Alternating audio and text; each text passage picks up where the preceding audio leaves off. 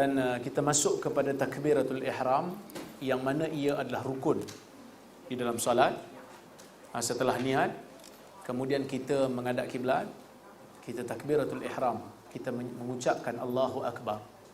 Baik, lafaz yang datang daripada Nabi adalah lafaz Allahu Akbar. Maka lafaz ini secara sepakat ulama adalah rukun, yang mana mesti dilafazkan. Jika tidak, maka solat kita tidak menjadi sah. Okey.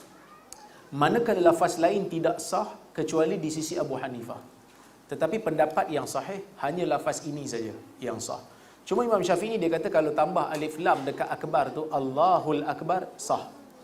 Tetapi saya lebih cenderung kepada pendapat yang kata kekalkanlah lafaz yang asal, kerana Nabi SAW sebut sallu kama raaitumuni usalli, salatlah kamu seperti mana kamu melihat aku salat.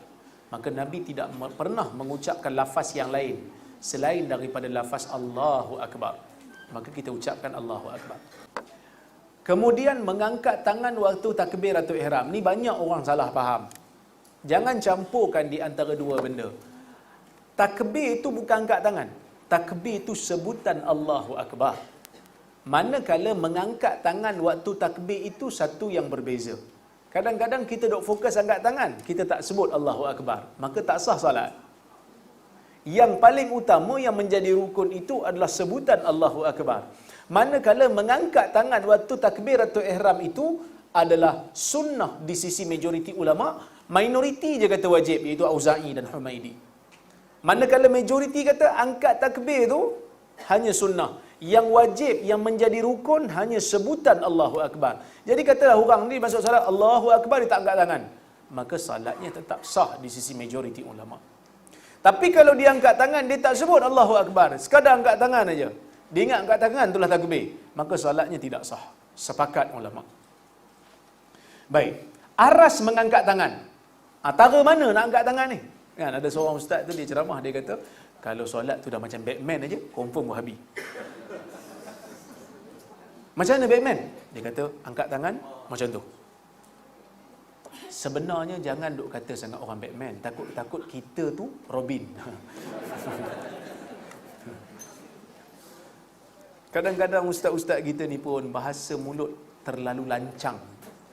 Duk tuduh orang tak hormat ulama, tapi kita biadab dengan ulama, kita tak sedar. Dalam isu ni ada beberapa riwayat. Kita tengok riwayat hadis. Aras mengangkat tangan. An Abdullah ibni Umar radhiyallahu anhuma qala ra'aitu an-nabiy sallallahu alaihi wasallam iftataha at-takbir fi as-salah farafa'a yadayhi hina yukabbir hatta yaj'alahuma hadwa mankibayhi. Kata Ibnu Umar, aku melihat Nabi sallallahu alaihi wasallam angkat takbir waktu ihram ni, menyebut takbiratul ihram waktu nak buka salat, waktu nak mulakan salat, Nabi mengangkat tangannya separas bahunya. Separa bahu. Itu riwayat Ibnu Umar. Ada satu lagi riwayat daripada seorang sahabat, juga dengan sanad yang sahih, riwayat Muslim, daripada Malik bin Huwairith. Dia mengatakan Rasulullah sallallahu alaihi wasallam apabila menyebut takbir, baginda mengangkat dua tangannya sehingga separas dengan dua telinganya. Okey.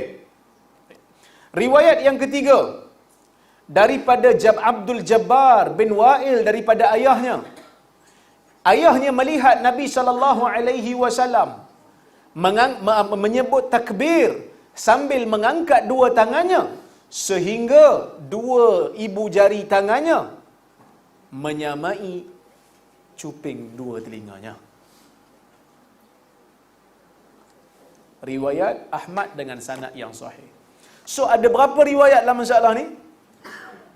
Ada 3. Ibnu Umar kata separa bahu, Malik bin Huwairith kata separa telinga, Wa'il bin Hujur kata ibu jari separa cuping telinga. So ada 3 riwayat. Macam mana ulama selesaikan? Mazhab Syafi'i dia himpunkan 3-3 ni amal sekali. Dia kata riwayat Ibnu Umar yang kata separas bahu tu, bawah tangan ni separas bahu. Yang kata separa telinga tu, tangan atas ni separuh telinga ni. yang kata riwayat yang ketiga tu dua ni kan. Maka sebab itu separa cuping telinga. So dia mengamalkan tiga-tiga hadis serentak. Dia kata inilah. Habis tu pasal apa beza? Sahabat tengok dia nak bagi tahu kat kita dengan cara yang berbeza. Dia kata separas bahu. Separas bahu tu dia maksudkan bawah tangan lah. Itu yang separas bahu. Hambali pula kata no. Hambali kata tiga-tiga Nabi salat dengan salat yang berbeza. Tiga-tiga Nabi buat dengan cara yang berbeza. Nak tunjuk tiga-tiga ni sunnah. Angkat separas bahu. Allahu Akbar. So atas ni separa bahu. Allahu Akbar. Hambali kata sunnah. Angkat tangan tinggi. Allahu Akbar. Separas telinga pun sunnah. Angkat tangan. Allah. Separas cuping telinga pun sunnah. Tiga-tiga sunnah. Tiga-tiga dibenarkan. Tiga-tiga ada keluasan. Ni kata Hambali. Sekarang siapa yang Batman? Siapa yang Robin? Maka sebab itu, kalau kita ni dengar penjelasan mazhab lain, kita tak semudah-mudah nak kecam orang. Kita kata kita hormat 4 mazhab. Tapi orang dok mengajar mazhab lain daripada apa yang kita dengar, kita dok tuduh orang tu Batman, orang tu Wahabi, sedangkan dia Hambali. Kan? Sedangkan dia Hambali. Maka sebab itu kita jangan mudah nak kecam orang, tanya dulu. Takut-takut orang tu baca riwayat lebih sikit pada kita. Sama. Tak kira nak rapat ke nak renggang, yang penting cukup sifat ni, cukup. Sebab Nabi tidak membezakan di antara lelaki dan perempuan, melainkan hanya pada bab yang khusus saja. Yang ni Nabi tak bezakan. So sama lelaki dan perempuan. Cuma orang perempuan dia biasa memang dia kepit lah sikit. Orang perempuan kan. So kepit selagi mana dapat separas bahu, sunnah. Kepit, dia kepit sikit tapi separas telinga, sunnah. Nak buka sikit, dia kata saya Ustaz, saya minta maaf lah, orang perempuan lain saya tak tahu, tapi saya memang tak boleh nak rapat sangat ni. Belu ketiak tajam. Tak rapat pun tak apa, nak renggang sikit pun tak apa. Dia lebih kepada sopan sajalah. Tapi maksudnya bukanlah satu kewajipan. Bukan satu kewajipan.